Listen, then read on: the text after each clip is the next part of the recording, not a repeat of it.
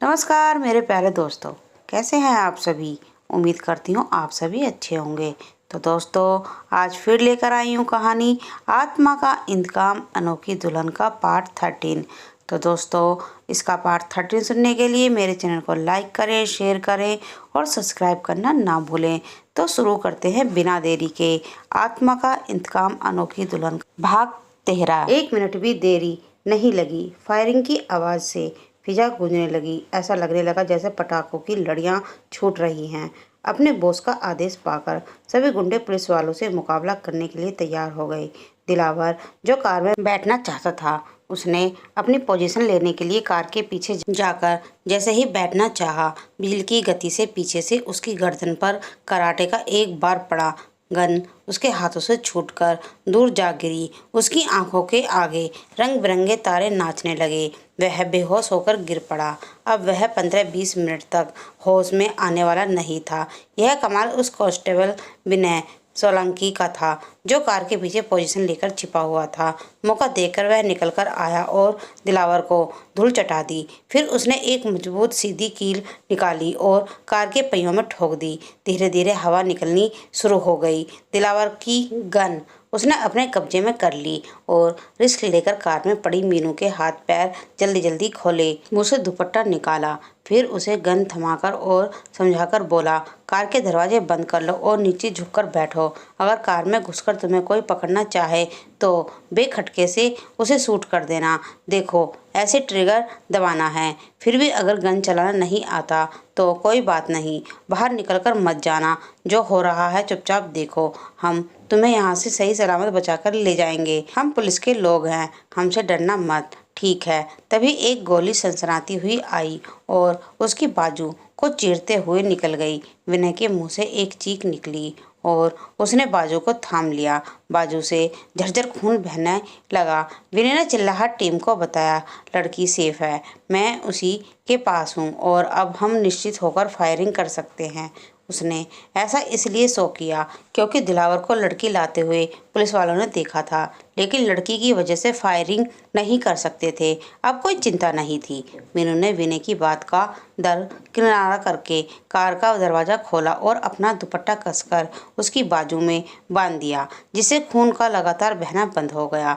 विनय ने हैरानी से इस छुई मुई सी खूबसूरत लड़की को देखा, जो अपनी जान की भी परवाह नहीं कर रही थी और खुले में निकल आई थी, जबकि अभी इसकी आंखों के सामने ही मुझे अभी गोली लगी है। दरअसल इसके पीछे एक लॉजिक था। मीनू को पता था कि विनय को गोली उसी की वजह से लगी है। उसने मीनू की एक्स्ट्रा परवाह की थी कि कहीं ऐसा ना हो कि उससे अगर कोई चूक हो जाए तो वह घायल हो जाए, तो कोई भी आकर कार को लेकर भाग सकता था। अगर वह मीनू को इतनी ज़्यादा परवाह नहीं करता, उसे वैसे ही पड़े रहने देता, तो उसे गोली लगने का सवाल ही नहीं उठता। वह तो सेफ पोजीशन में था ही, लेकिन विनय ने उसकी पूरी सेफ्टी की थी। संवेदना के सूक्ष्म तार बड़े पक्के और शक्तिशाली होते हैं। विनय की उसी हमदर्दी ने मीनू को निकलने को मजबूर किया था। विनय ने उसको फिर से पहली वाली पोजीशन में बैठने को कहा। अब वहां पुलिस और गुंडों की जबरदस्त मुठभेड़ चल रही थी, क्योंकि गुंडे असावधान थे और खुले में थे। अचानक ही इसे हमले से जहां जगह मिली वहीं छिप गया और फायरिंग शुरू कर दी, जबकि पुलिस वाले से ही ढूंढ ढूंढकर उचित जगह पर छिपे हुए थे, इसलिए उनका पल्ला भारी था। दूसरे वे तैयार करके चले थे, इसलिए उनके कारतूस भी संभल कर और कम इस्तेमाल हो रहे थे, जबकि गुंडों के साथ ऐसा नहीं था। वे तो लड़कियों को लेने के लिए और उन चारों जोकरों को ठिकाने लगाने के लिए आए थे। उतनी ही तैयारी थी, इसलिए उनके पास एक्स्ट्रा कारतूस नहीं थे। जो गन में थे बस वही थे। मुखर्जी ने उनको चेतावनी दी, अगर तुम भागे तो मारे जाओगे और उसके लिए हम जिम्मेदार नहीं होंगे। हमें ऊपर से ऑर्डर मिला है, तुम लोग घिरे हुए हो और अगर भागने की कोशिश करोगे तो जिंदा नहीं बचोगे।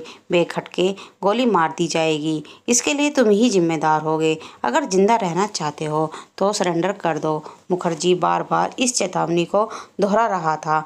मुखर्जी का स्पष्ट निर्देश था कि कोई भी बचकर जाने ना पाए। वे लोग अभी कार में भागने का प्रयास कर सकते थे और इधर विनय सोलंकी कार की तरफ किसी को बढ़ने नहीं दे रहा था। गिरफ्तार कोई नहीं होना चाहता था, जिसे जहां समझ में आया वहीं भाग खड़ा हुआ एक गुंडा ताबड़तोड़ फायरिंग के बीच में खुद भी फायर करते हुआ जैसे ही कार के पास आया और जबरदस्ती कार का दरवाजा खोलना चाहा कि उसके पैर में गोली लगी। वह चीखते हुए वहीं गिर पड़ा। मुखर्जी का सख्त आदेश था कि भागने से रोकने के लिए गोली मारनी है, मारने के लिए नहीं। यह हाल देखकर कार की तरफ बढ़ने की किसी की हिम्मत नहीं हुई। बेकार में ही अपनी जान गंवाना किसी को गवारा नहीं था। भाड़ में जाए सब, जिंदगी रही तो कुछ भी कर सकते हैं, जाकर तो वापस भी आ सकते हैं, मरकर नहीं। ज़्यादा देर नहीं लगी कि उनके पास गोलियां ख़त्म हो गई। फायरिंग बंद होते ही मुखर्जी समझ गया कि मामला क्या है। वह फिर से चिल्लाया, मैं कहता हूँ सरेंडर कर दो, बच जाओगे। मैं जानता हूँ तुम्हारे गोलियां ख़त्म हो गई हैं, इसलिए बेमौत मरने की बजाय सरेंडर कर दो। इसका असर हुआ और बचे हुए गुंडे हाथ उठाए सरेंडर की पोजीशन में आगे आने लगे। उन्हें फटाफट हथकड़ियाँ लगाकर पुलिस जीप की ओर रवाना कर दिया गया। लेकिन विचित्र मास्क वाले बॉस ने अपने ही एक गुंडे को ढाल बनाकर आगे बढ़ना शुरू किया। उसने छड़ी की मूठ वाला भाला उसकी पीठ पर लगा रखा था, जिससे कि वह बेबसी में आगे बढ़ता जा रहा था। बार बार चेतावनी के बावजूद भी वह आगे बढ़ता जा रहा था, मान ही नहीं रहा था। इसका इरादा कार में बैठकर फरार होने का था और वह गुंडे की ढाल बनाए हुए था कि गोली लगेगी तो उसे लगेगी, वह बचा रहेगा। मुखर्जी पसोपेश में था क्योंकि गुंडा निहत्था था। निहत्थे पर गोली चलाना मुखर्जी की आत्मा गवारा नहीं कर रही थी। इंस्पेक्टर मुखर्जी को नहीं पता था कि विनय ने कार के टायर पंचर कर डाले हैं और कार को लेकर अब कोई नहीं भाग सकता है। इसलिए उसे लग रहा था कि वह कार में बैठकर भाग जाएगा और साथ में लड़की भी जाएगी। बॉस गुंडे की ढाल बनाकर कार के बिल्कुल नज़दीक पहुंच चुका था। मुखर्जी को समझ में नहीं आ रहा था कि क्या करे। तभी उसे करंट सा लगा। धाई की आवाज़ के साथ मुखर्जी ने गुंडे को गिरते देखा। मुखर्जी ने अपनी आंखें मली। उसने देखा कि गिरते हुए गुंडे को धकेलकर बॉस ने जैसे ही आगे बढ़ने की कोशिश की, धाई की दूसरी आवाज़ गूंजी और बॉस अपनी टांग पकड़कर वहीं बैठ गया। वह गोली उसकी टांग में लगी थी। अगले ही पल उसने विनय को भी प्रकट होते हुए देखा, लेकिन विनय तो कार के पीछे से दूसरी तरफ फायरिंग कर रहा था और उसने कार की खिड़की से गन की नाल को स्पष्ट देखा था। इसका मतलब कार के अंदर से गोली चलाई गई। लेकिन कार में तो केवल लड़की है, तो क्या लड़की ने गोली चलाई? यह सब कुछ सेकंडों में घटित हुआ और अगले ही पल उन दोनों को पुलिस वालों ने घेर लिया। वैसे उस गुंडे को तो चलना मुश्किल हो रहा था, लेकिन बॉस अब भी अपनी पूरी दम इकट्ठी करके भागने की फिराक में था। आखिर बॉस जो था, बॉस को अपनी कनवटी पर रिवाल्वर ठंडी नाल का एहसास हुआ तो उसने देखा इंस्पेक्टर मुखर्जी उसकी खोपड़ी पर खड़ा था। दो कांस्टेबल ने उसकी छड़ी छीन ली। वे सभी उसकी छड़ी की असलियत जान चुके थे। उन्हें हथकड़ियाँ पहना दी। बॉस अब लाचार था। उसका मास्क हटाया गया तो सब पूरी तरह चौंक गए। यह शहर का जाना माना डॉक्टर अमित साहनी था। विनय ने देखा दिलावर होश में आ रहा था। पुलिस वालों को बुलाकर उसके हाथों में भी हथकड़ियाँ जकड़ दी गई। उस बिल्डिंग की तलाशी ली गई और उसमें पलटू घायल पड़ा हुआ मिला। हुआ यूं था कि अचानक ही फायरिंग की आवाज़ सुनकर बॉस चौंक पड़ा था और उसे यह समझते देर नहीं लगी कि किसी ने किसी तरह से पुलिस को भनक लग गई है और उसने घेराबंदी कर ली है। ऐसे में वह पलटू नामक मुसीबत को गले लगाने की बजाय भागने के बारे में सोच रहा था, लेकिन उसको उसके किए की सज़ा देना भी बहुत ज़रूरी था। इसलिए उसने छड़ी के अंदर जो भाला था वह पलटू की पीठ में बेपस्त कर दिया था। यह बात दूसरी थी कि हड़बड़ी में वह बीचों बीच पीठ में न लगकर उछटता हुआ साइड से लगा था। पलटू जिवा होते हुए बकरे की तरह डकारता वहाँ लंबा लेट हो गया था। इसके बाद बॉस के पास खड़े गुंडे को अपने पास बुलाया और उसकी पीठ पर भाला अड़ा उसे धकेलते हुए बाहर ले चला था। वहाँ से भागते समय बॉस अपनी समझ में पलटू का काम तमाम कराया था। उसकी सांस चल रही थी, वह उसकी किस्मत थी। मुखर्जी ने फ़ोन करके एम्बुलेंस बुलाई। एम्बुलेंस आने के बाद घायलों को एम्बुलेंस में बिठाया गया। उसके विनय सोलंकी और दो अन्य घायल पुलिसकर्मियों के साथ एक कांस्टेबल को और बिठाया और एम्बुलेंस हॉस्पिटल के लिए रवाना कर दी गई। मीनू को कार से निकालकर पुलिस की गाड़ी में बिठाया गया। इंस्पेक्टर मुखर्जी ने उससे पूछा, क्या तुम गन चलाना जानती हो? मीनू ने कहा, जी नहीं सर, मैंने तो इससे पहले कभी गन को हाथ में भी पकड़कर नहीं देखा। क्या? यह सुनकर इंस्पेक्टर मुखर्जी चौंक पड़ा। तो फिर तुमने गन चलाई कैसे? वह जो साहब यहाँ थे वही मुझे यह गन पकड़ा गए थे और बता गए थे कि तुम्हें खाली यह लिबलिबी दबानी है। ट्रिगर की ओर खाली इशारा करते हुए मीनू ने कहा, शाबाश, तो तुमने ही बॉस को गोली मारी?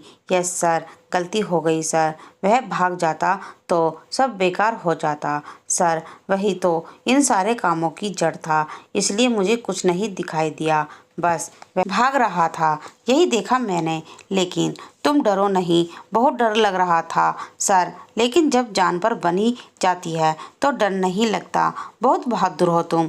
उसे यह लड़की बहुत ही विचित्र लग रही थी। ऐसा लग रहा था कि जो वह दिख रही है वह नहीं है, इससे ज़्यादा कुछ है जो आंखों को नहीं दिख रहा। कुछ खास बात है उस लड़की में, जाने क्यों लगता है कि जैसे उसकी आंखों में कई गहरे राज दबे हैं।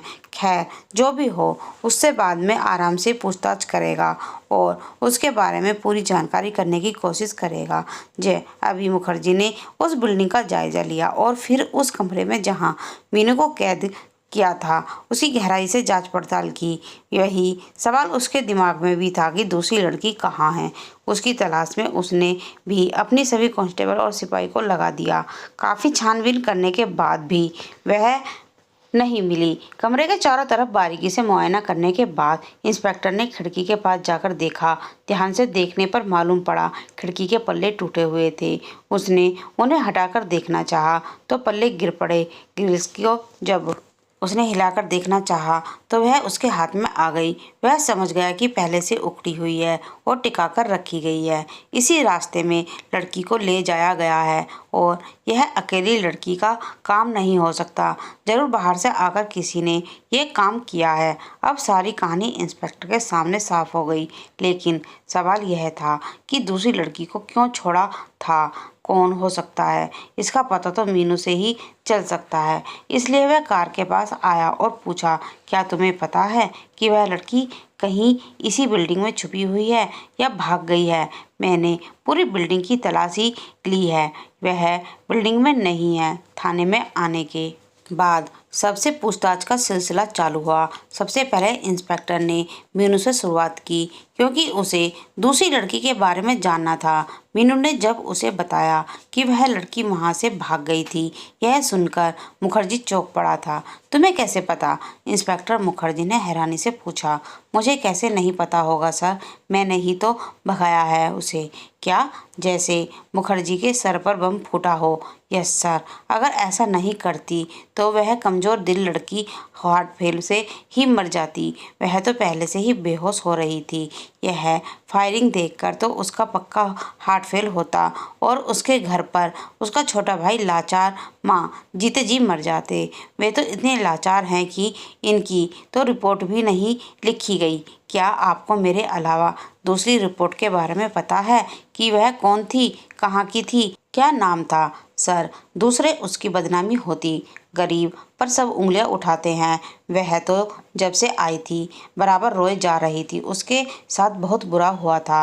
वह बचपन से ही दुख झेलती आ रही है। उसके पिता की भी डेथ बचपन में ही हो गई थी। वह बेचारी कल से गायब है। उसके यहाँ तो अभी तक किसी ने पानी भी नहीं पिया होगा। कौन विश्वास करता कि उसके साथ कुछ नहीं हुआ? सर, किसी ने उस लड़की को नहीं ढूंढ पाया, उस पर कोई उंगली नहीं उठाता। लोग उसका बुरा हाल करते, उन पर कोई उंगली नहीं उठाता और वह हमेशा के लिए गायब हो जाती, तब भी कुछ नहीं होता। उसकी माँ लाचार भाई जिसका वह पालन कर रही थी, वह असहाय होकर मर जाते, तब भी कुछ नहीं होता। अगर वह अपने घर आराम से पहुंच गई है तो उसे सबके सामने लाकर जलील करके और उसकी ज़िंदगी नाश करने की सबसे पहले ज़रूरत है। ऐसा क्यों है? इन सब बातों का सर के पास कोई जवाब नहीं था, क्योंकि इन बातों की सच्चाई से वह भली भांति परिचित था। सर, उस गरीब की हकीकत जानकर कौन उससे शादी करता? मैंने उसे उसके घर भगा दिया। वैसे वो कहाँ की थी? यह पता चल जाए तो मालूम करना होगा कि वह सुरक्षित अपने घर पहुंच गई है कि नहीं। माफ़ करना सर, मुझे उसका घर का पता नहीं मालूम है। और मालूम हो जाएगा तो भी मैं कभी नहीं बताऊंगी, या फिर आप वादा करेंगे इसका नाम इस केस में कहीं पर भी नहीं आएगा, उसका इस केस से निकाल ही दीजिए, तब मैं बता दूंगी। ठीक है, मैं उसको निकाल दूंगा, लेकिन फिर तुम क्यों नहीं भागी? तो दोस्तों, उम्मीद करती हूँ आज की कहानी आपको अच्छी लग रही होगी। आज की मेरी ये कहानी यहीं समाप्त होती है। कहानी में और क्या क्या राज छिपे हुए हैं ये जानने के लिए कहानी में बने रहें। धन्यवाद।